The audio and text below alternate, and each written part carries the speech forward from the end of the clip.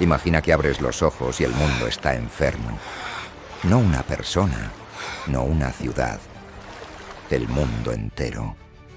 Un enemigo invisible viaja en los barcos, en la ropa, en el aliento de tus seres queridos, y borra del mapa a una de cada 3 personas que conoces.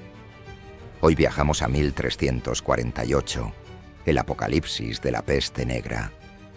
Pero no te contaremos solo la historia. Te daremos las claves de por qué tus instintos y tus conocimientos modernos no te habrían servido de nada. ¿Y por qué? La supervivencia fue una cuestión de pura y aterradora suerte.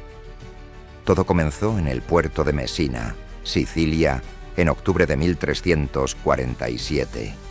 12 galeras mercantes genovesas provenientes del Mar Negro llegaron al puerto. La ciudad, un próspero centro de comercio, esperaba ansiosa las sedas y especias de Oriente. En su lugar, recibieron un horror indescriptible. Al abordar los barcos, los ciudadanos encontraron una escena fantasmal.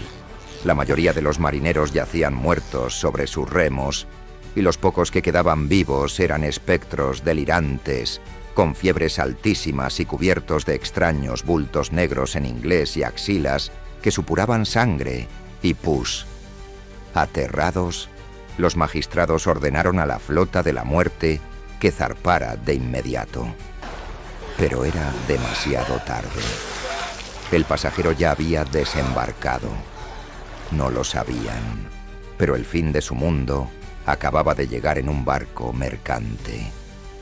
La Europa medieval era el caldo de cultivo perfecto para una pandemia, un polvorín esperando la chispa.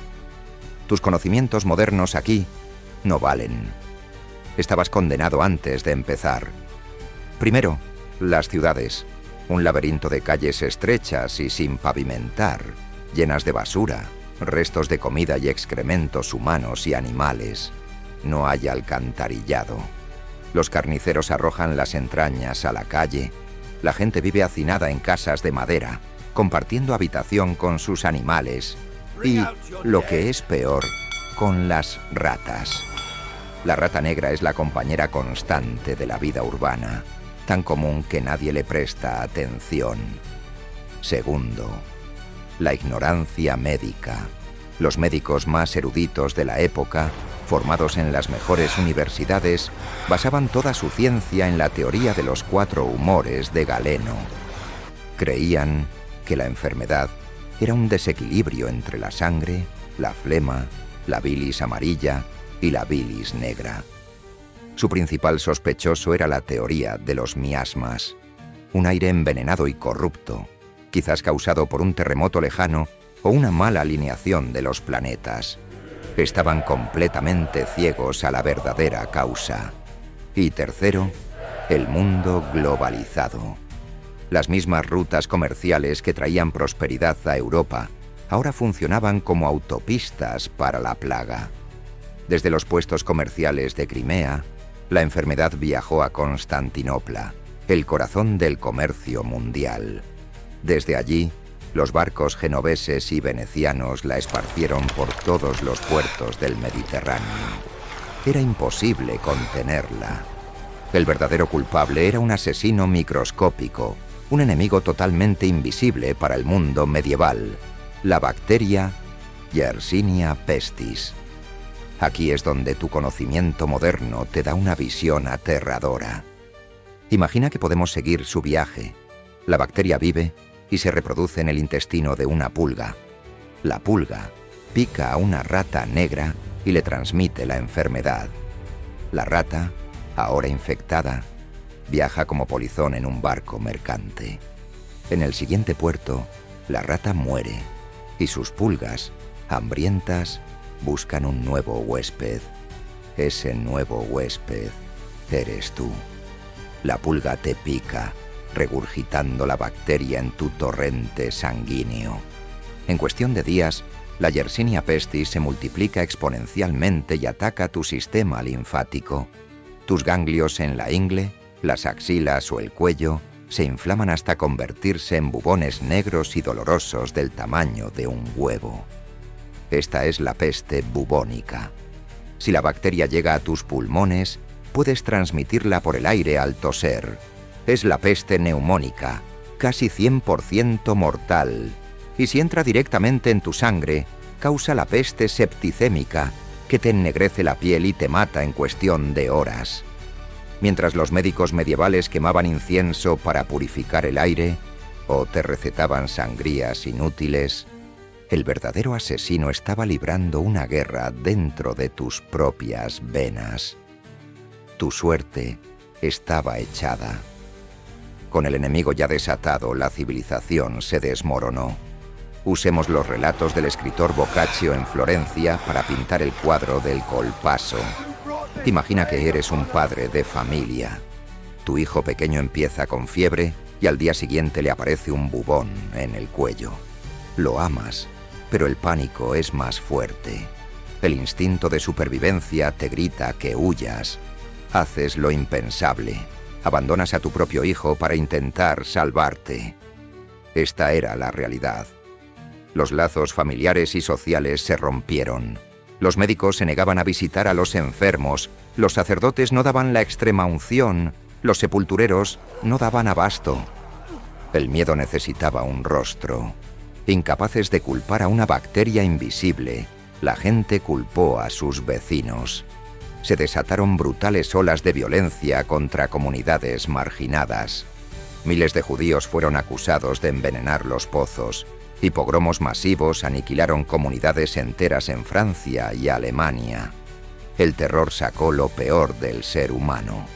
Los muertos eran arrojados a las calles, y por la noche, carretas recorrían la ciudad al grito de «¡Sacad a vuestros muertos!». Los cuerpos se apilaban en fosas comunes como lasaña. Una capa de cuerpos, una capa de tierra. En medio de este caos, aparece la figura icónica del médico de la peste. Con su máscara en forma de pico de ave, que rellenaban con hierbas aromáticas para protegerse del aire malo, y su largo abrigo de cuero, parece una criatura de pesadilla. Pero su función no era curar, porque no tenían cura. Su verdadera labor era contar muertos, testificar testamentos y a menudo realizar autopsias rudimentarias. Sus remedios eran desesperados. Sangrías con sanguijuelas, punzar los bubones para liberar el veneno o aplicar cataplasmas extrañas. No eran héroes, eran los cronistas del apocalipsis. Cuando el último eco de la plaga se desvaneció años después, el mundo que quedó era irreconocible. La mitad de la población de Europa había muerto. Pero esta tragedia sin precedentes trajo consecuencias totalmente inesperadas. Primero, se produjo un profundo cambio psicológico. La fe ciega en las instituciones se hizo añicos. La Iglesia, que no había podido detener la plaga con sus rezos, perdió gran parte de su autoridad. La gente empezó a cuestionar el viejo orden, y el arte se obsesionó con la muerte, dando lugar al estilo del danse macabre, donde esqueletos danzan con reyes y papas, recordándoles que la muerte nos iguala a todos. A la vez, esta crisis de fe fue acompañada de una revolución económica. Con la mitad de la mano de obra desaparecida, el valor del trabajo se disparó. Por primera vez en siglos, los campesinos y artesanos supervivientes tenían poder de negociación. Exigieron y obtuvieron salarios más altos y más libertad. El rígido sistema feudal, basado en la servidumbre, se derrumbó. Esta nueva riqueza y movilidad social en las clases bajas creó una nueva clase media urbana que, con su dinero y su nueva mentalidad escéptica, se convertiría en el motor y el mecenas del mayor florecimiento cultural de la historia, el Renacimiento. Paradójicamente, el apocalipsis de la peste negra fue el abono sobre el que creció el mundo moderno. Si este viaje al corazón de la pandemia más devastadora de la historia te ha impactado, suscríbete y activa la campana para no perderte nuestras futuras investigaciones. Y ahora te pregunto, a ti.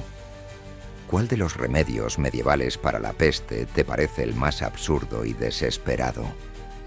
¿El de los miasmas? ¿El de los flagelantes? ¿O algún otro que conozcas? Te leemos en los comentarios.